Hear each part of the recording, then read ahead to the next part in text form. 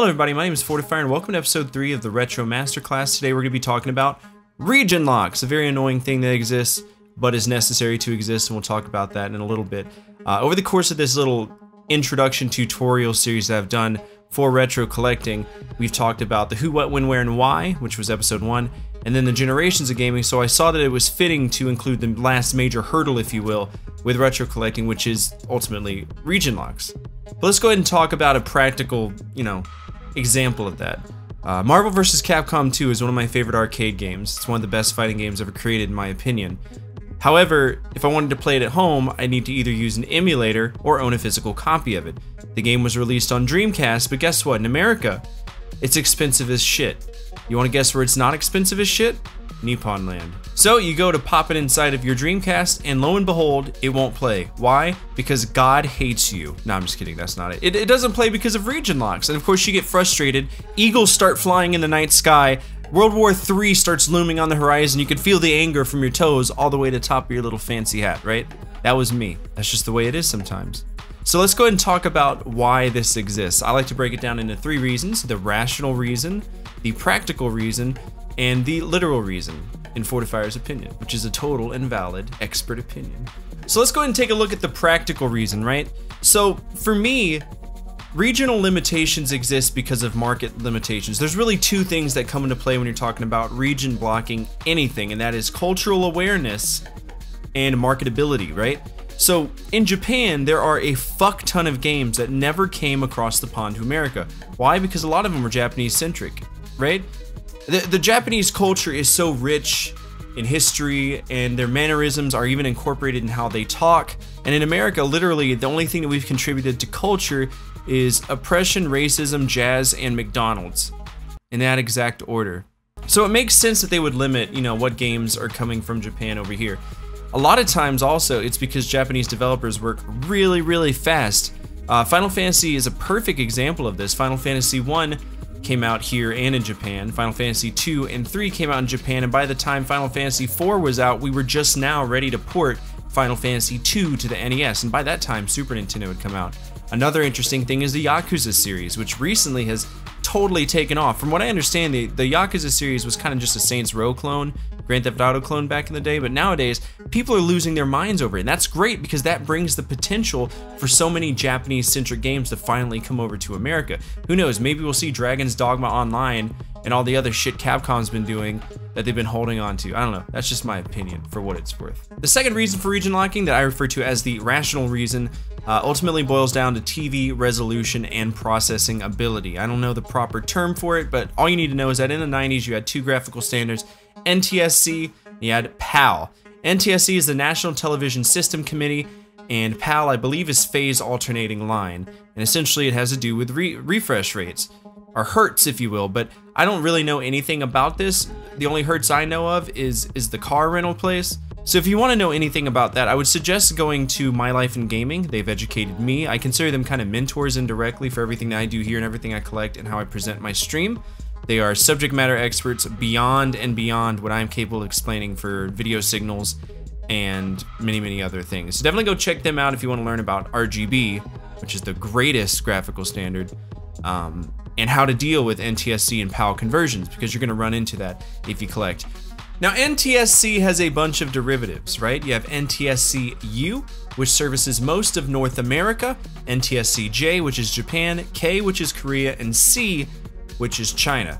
You have PAL, which is pretty much the rest of the civilized world, and something known as SACAM or CCAM. I don't know much about CCAM, but I do know a lot about PAL, and I know a lot about NTSC, and to me, that's what matters. TV standards. And then finally, the literal reason why you would want region locking. Censorship. Straight up. So Japan made a lot of games that half of the world really wasn't capable of understanding. Japan does that. There was literally an arcade in Japan where you would play as somebody sticking their finger up somebody's asshole, and the point of the game was to cause them as much pain as you could. I don't know the name of it, but if I can find footage of it, I'm gonna put it right here.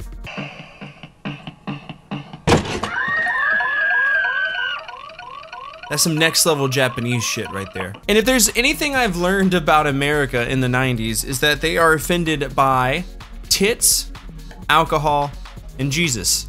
So more often than not, you're gonna find a lot of games, even down to games where butt cracks and statues exist, or nipples on statues are too much. Nintendo's like, oh god, no, America's gonna sue us. So there's your 3 reasons for me.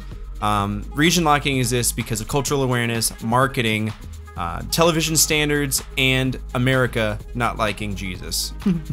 And throughout time, there's been a lot of changes in how they present region locking. Nowadays, it's stupid easy to put reading instructions on a disc to say, hey, don't play in this region. But back in the 90s, they really didn't have that. They had to be ingenuitive to some capacity, and that was often reflected by cartridge differences, or in some cases, internal, socket chips that would prevent games from being read. We're gonna go ahead and talk about those real quick. Let's just run through all the systems so you know what you're looking for. So let's start talking about the region locking that you may or may not experience, starting with Atari games. So the Atari 2600 isn't region locked, but if you try to play an NTSC game on a PAL console, you'll have issues with the color, the speed, and the sound. This is also inversely true. In fact, the only console to have issues with region locking actually preventing you from playing a game is the 7800. On the 7800, there are components that prevent PAL games from playing on NTSC consoles, but you can play NTSC games on the PAL systems. You're going to have the same issues that you had on the 2600.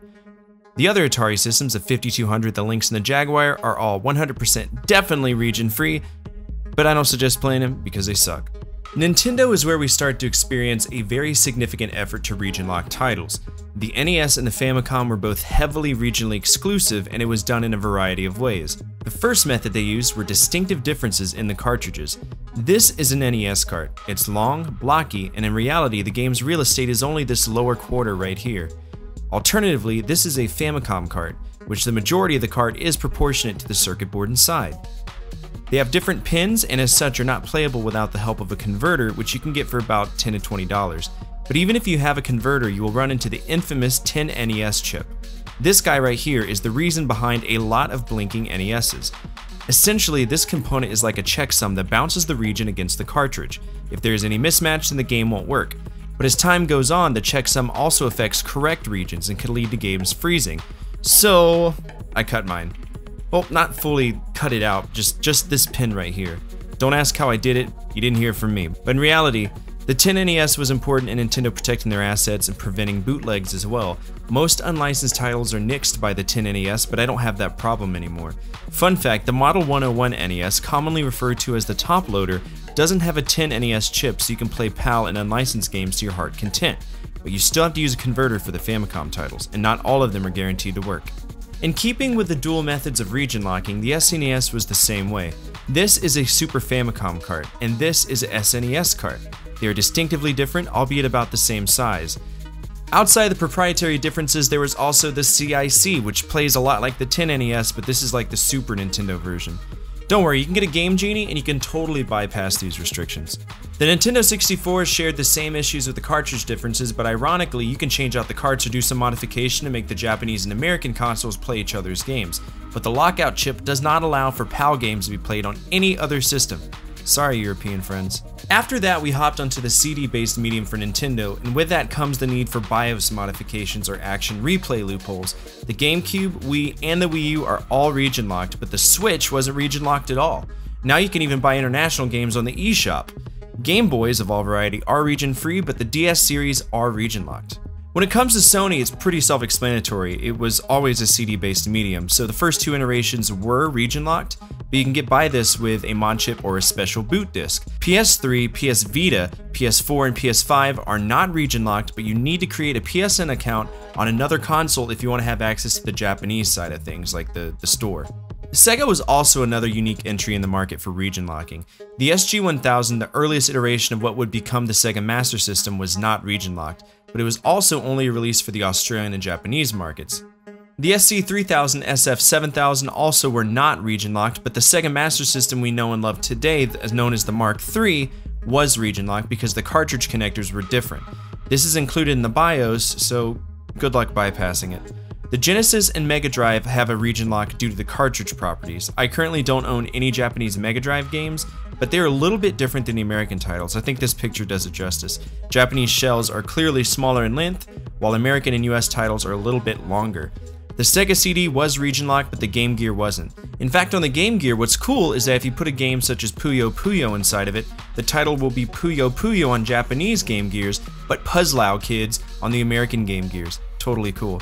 The Saturn is a little bit unfair though. You can play most of the American titles on Japanese Saturns, but this is not translatable, and the same is applicable with the Dreamcast. The GD-ROMs were heavily region locked, but luckily, boot discs sometimes work. With the Xbox and 360, the system region locks, including all the stuff on the Xbox Marketplace, or Live Marketplace, or whatever it's called. I've never owned an Xbox. But the Xbox One is not locked, neither is the X Series. And finally, moving on to the obscure stuff, other consoles such as the CDI and 3DO are not region locked, but you have to be careful because the kanji won't load. In the way that the CDI and the 3DO work, if you can't read the kanji, the game will not play and it'll just freeze and instantly restart, so don't even try it. The Neo Geo Pocket is also region free, as is most PC games, but it doesn't matter, you can always go in and bypass the OS, so that's pretty much it. Thank you so much for taking the time to watch this episode. I really appreciate it. If you get a chance, hit that little subscribe button down below the video. It'll really help me out. Also, if you're interested, I do stream on Twitch. That link will be down in the description below. Also, feel free to check out some of my other content on YouTube. I do a lot of documentaries and a lot of other fun things. So, you always have something to watch. As always, from my family to your family, good energy, good vibes. Fortifire out.